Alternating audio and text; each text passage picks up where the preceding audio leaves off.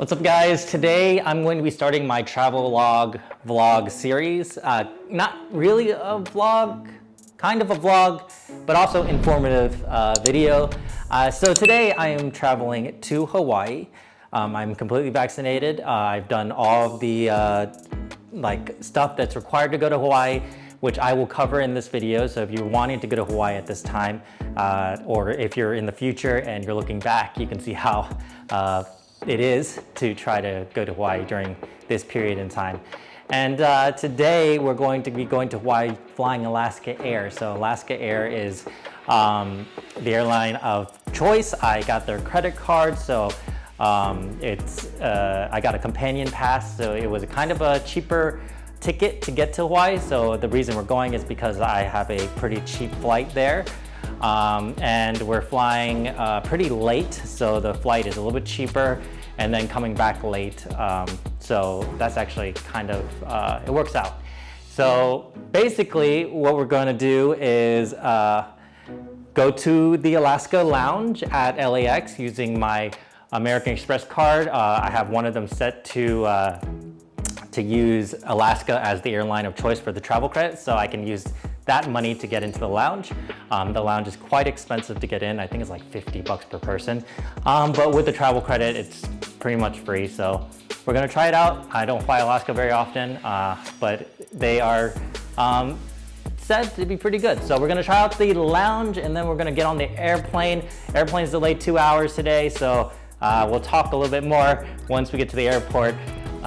This is always the hardest part, getting out of the house. Just this, whew, just carrying all this stuff with me too. It's a lot.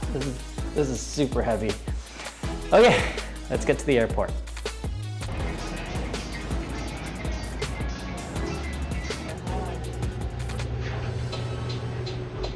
Hi. So here's a few things about the Alaska Airlines lounge. The food selection is pretty good, even though it's kind of small. The pancake machine, which I did not get a recording of, is actually really awesome. The soda machine is very convenient, and the drink selection is actually pretty good. Would I pay $50? Probably not. But if I could get in another way, probably I would try it. So to fly to Hawaii, you need to get one of these bands, and you have to do all these questionnaires and stuff online on the Hawaii government website.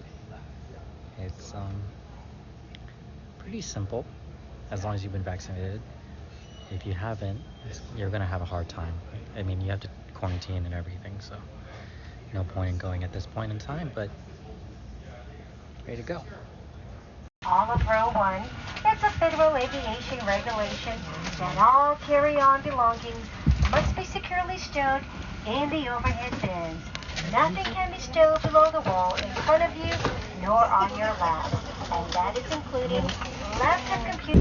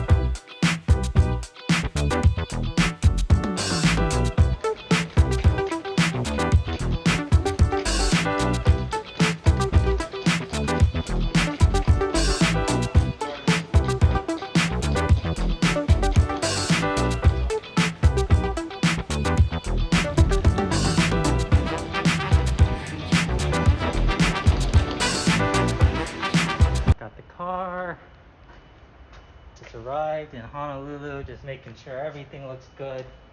I mean, this car's been through hell, but I mean, it's not that bad actually. Not that bad, not that bad. That was a long trip. That was like 5 hours. Anyways, I gotta get in the car and drive to the hotel because it's what, 10?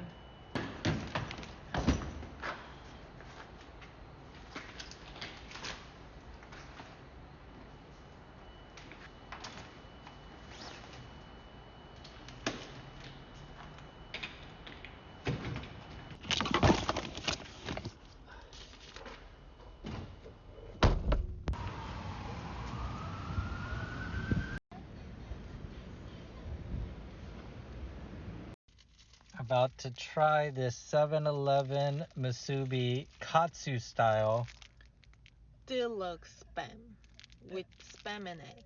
spam and egg. Oh, open. Oh my god. This looks so good. So this is the Hilton Waikiki beach.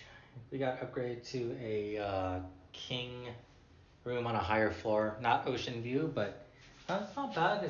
I mean, low ceilings, kind of like Asian style. Uh, Unique design, I would say, for the bathroom. One king bed. Got stuff here. Got a balcony.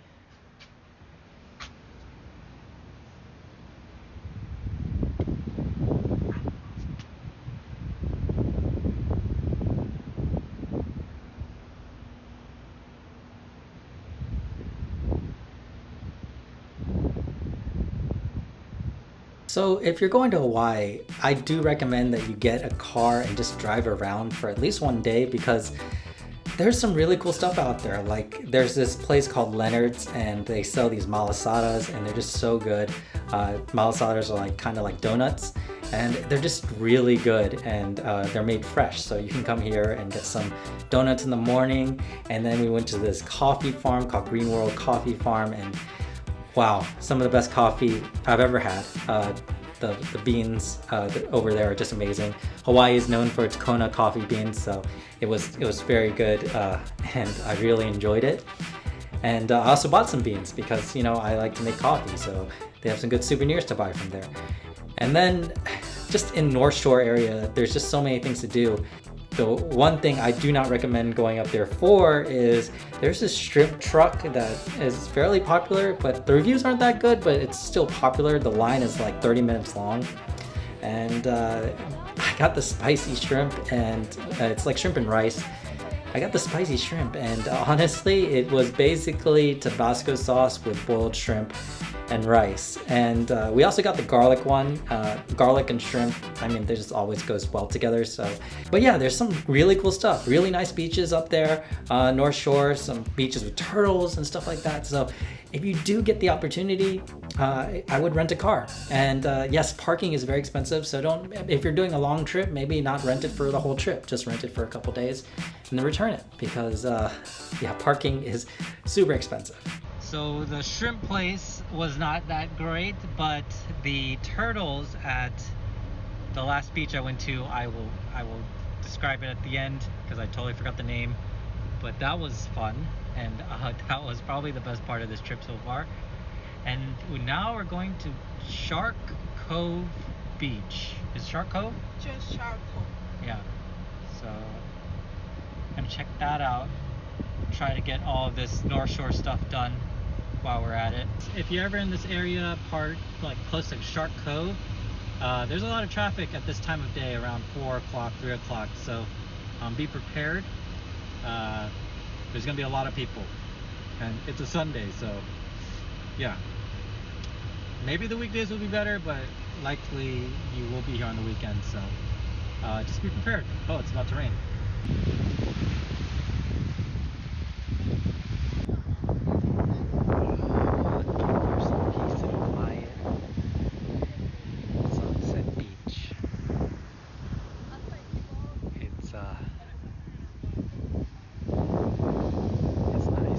Okay, so final thoughts on this hotel. It's pretty good. Location's pretty good. You're about 2 blocks away from the main street, Beach Street, and there's quite a few stuff around the restaurants. You're not too far from the Sheraton down the street. Not the Sheraton. You're not too far from the Westin down the street, which is a pretty nice hotel. And there's some good restaurants around that area.